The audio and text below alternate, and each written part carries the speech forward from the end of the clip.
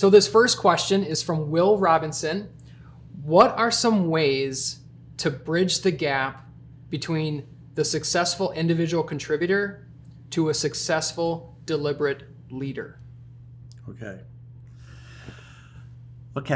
let me just speak off my head. First of all, leadership has changed in that for many decades, the leader was defined as the one person on the team who had the most knowledge, had the most experience, probably did the job better than everybody else. And leadership was all about really the leader, and then everyone else on the team were basically the gophers that were assigned to do the task that the bigwig wanted them to do. That's changed. Leadership today is no longer about oneself being the individual contributor. Leadership today is about the team. How do I build the team? How do I empower the team? How do I leverage myself through the team? The reason for that is for a long time our country operated by a unwritten contract that you could either have speed or you could have quality, but you can't have both. Well, technology, what it does is people are exposed to technology. One of the byproducts of that is once they're exposed to an idea, their expectations go up. And so we live in a world today that for the first time, people don't want to choose between two, they want both. So it's speed and quality. Well, that's a major leap. So in order to make that kind of leap, your team has to maximize its brain power. And so rather than the old question was, when are you going to get that done? The new question is, what do you think about this? What are your ideas on this?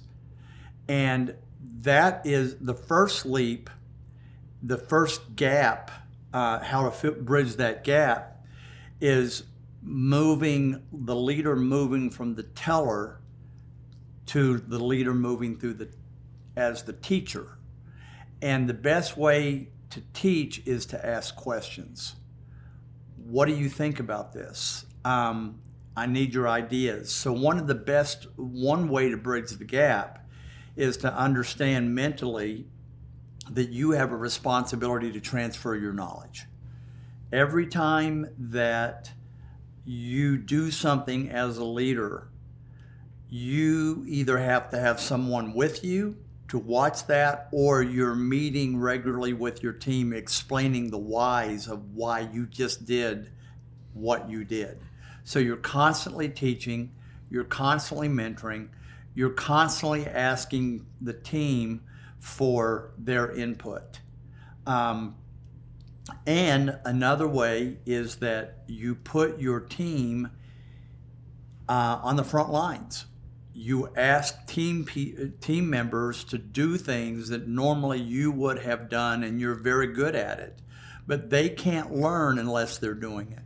Mm-hmm. So that individual leader has to let go of perfectionism, understand that when you start scaling up your team has to start making decisions and doing things that you would have normally done. Well, when you hand that over, there's a learning curve. And you have to allow them to make mistakes. And when they do, you go into teaching. What did we learn from this? How can we become even more proficient in this the next time? So you're constantly teaching, you're constantly asking questions, you're constantly putting your teammates in positions where they're asked to stretch. Just like it's stretching for you to put them in that position when you know that you can do it better than anybody on the team at that point. But here's another way to look at it. One leader who is at 100% still can only create 100%. 4 leaders at 80% can create 320%. Good point. So what would you rather have? Right, you'd want the higher. And that's a big shift too. Yes. From just, all right, this is my little corner, this is where I live, to actually helping instead of like, what is the saying? Teach a man to fish, Yes. right? What is the saying? How's that work? I don't know. I'm not a fish guy. You're not a fish guy.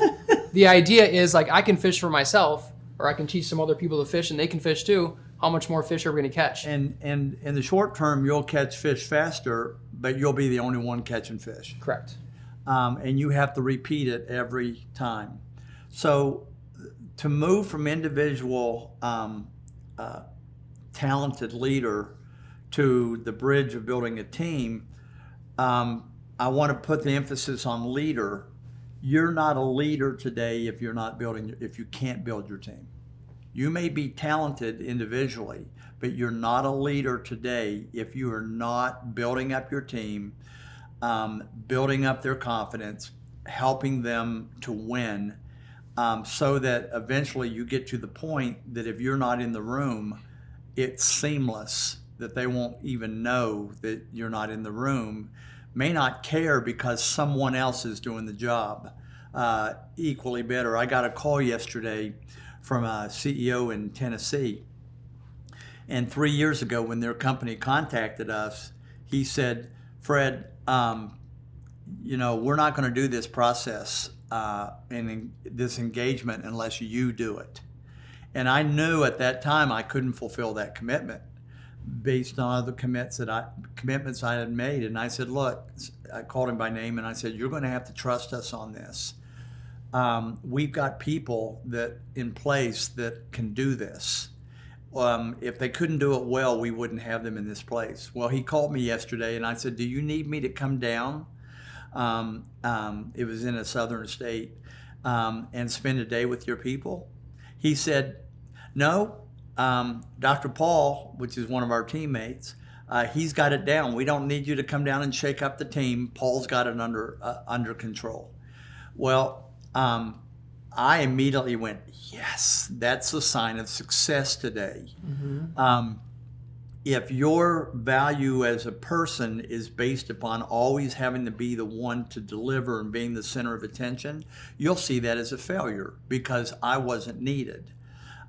Someone said to me today after the think tank, I'm afraid of becoming so good at teaching my people how to do these things that it's going to work myself out of a job.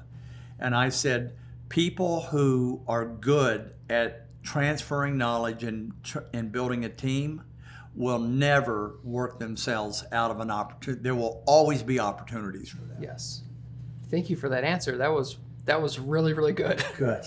And you've experienced this, starting this company to now having a team of people that you can trust.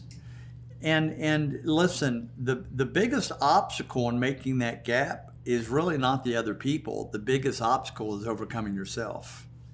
I had to overcome my perfectionism. I had to overcome that my identity was always being out front. Had to overcome my identity that I was needed to be the crisis-solving person. So the real bridge starts with you taking a look at you and asking yourself, what are things that are going on in your personal narratives that are keeping you from this handoff? Yes.